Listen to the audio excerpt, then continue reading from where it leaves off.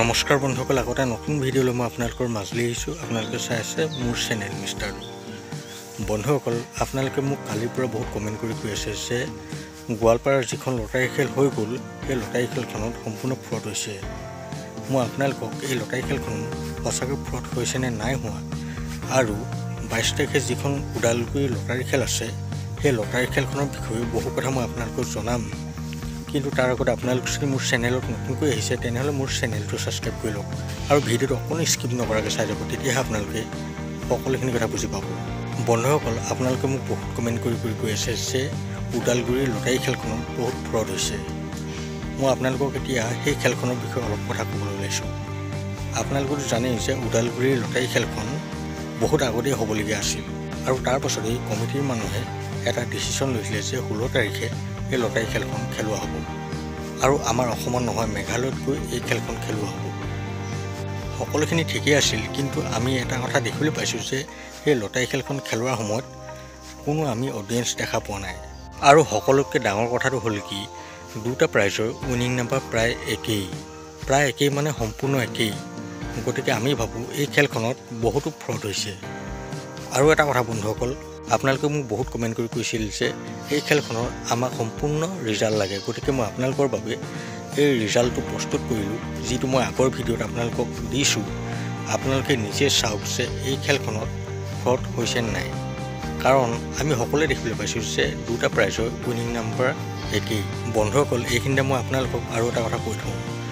কালি যিখন লটাৰী খেল হৈ গৈছে, সেই লটাৰী খেলখনৰ ৰিজাল্ট দিওঁতে আপোনালোকৰ বহুতে মোক বহুত বেয়াকৈ কমেণ্ট কৰিছিল, কাৰণ আপোনালোকে কৈছে যে এই লটাৰী খেলখন বহুত ফ্ৰড হৈছে।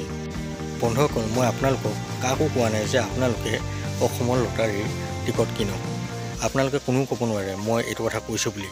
গতিকে আপোনালোকে মোক অলপো ভুল নুবুজিব, কাৰণ আপোনালোকে সদায় মোক কৈ থাকে বাবেহে মই আপোনালোকৰ বাবে এই লটাৰীৰ ভিডিঅ'সমূহ প্ৰস্তুত কৰোঁ।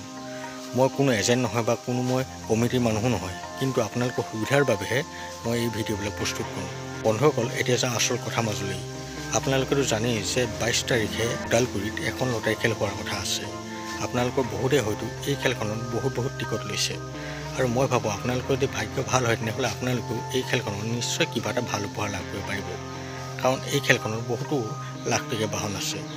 বন্ধুসকল, আপোনালোকৰ কোনোবাই যদি এই খেলখনৰ টিকট লৈছিলে তেনেহ'লে মোক কমেণ্টত জনাবলৈ একেবাৰে নাপাহৰিব, আৰু লগতে আপোনালোকে মোৰ এই ভিডিঅ' ক'ৰ পৰা চাইছে সেই কথাও লিখি দিব। আপোনালোকে মোক আৰু এটা কথা সুধি আছে যে ওদালগুৰিৰ যিখন লটাৰী খেল হোৱাৰ কথা আছে, সেই ওদালগুৰিৰ লটাৰী খেলখনৰ ৰিজাল্ট বা লাইভ আমি কেনেদৰে চাব পাৰিম। মই আপোনালোকক ক'বলৈ লৈছোঁ যে আপোনালোকে একো কৰিব নালাগে। আপোনালোকে কেৱল সকলোৱে মোৰ চেনেলটো ছাবস্ক্ৰাইব কৰি ল'ব। আপোনালোকে মোৰ চেনেলটো ছাবস্ক্ৰাইব কৰি ল'লেই 22 তাৰিখৰ দিনা মোৰ চেনেলটি যদিহে সেই খেলখনৰ লাইভ হয় তেনেহ'লে লাইভ চোৱাৰ ব্যৱস্থা কৰি দিম, আৰু সেই খেলখনৰ ৰিজাল্টটো আপোনালোকে মোৰ ভিডিঅ'তে চাব পাৰিব।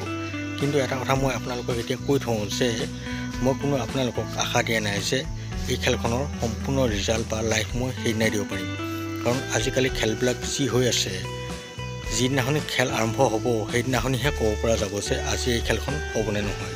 আৰু এটা কথা মই কৈ থওঁ, আপোনালোকে যদিহে অসমৰ লটাৰী কিনিবলৈ বিচাৰি আছে তেনেহ'লে অসমৰ লটাৰী আৰু ভৱিষ্যতে নিকিনিব, কাৰণ অসমৰ লটাৰীত কেতিয়া ফ্ৰড হয় কোনো ঠিক নাই। বন্ধুসকল, ভিডিঅ'টো আৰু বেছি দেখিলে নকৰোঁ। ভিডিঅ'টো চাই ভাল পালে মোৰ চেনেলটো ছাবস্ক্ৰাইব কৰি ভিডিঅ'টো লাইক আৰু কমেণ্ট কৰি দিব। লগ পাম অন্য এটা ভিডিঅ'তে। এতিয়ালৈ দেখোঁ, বাই।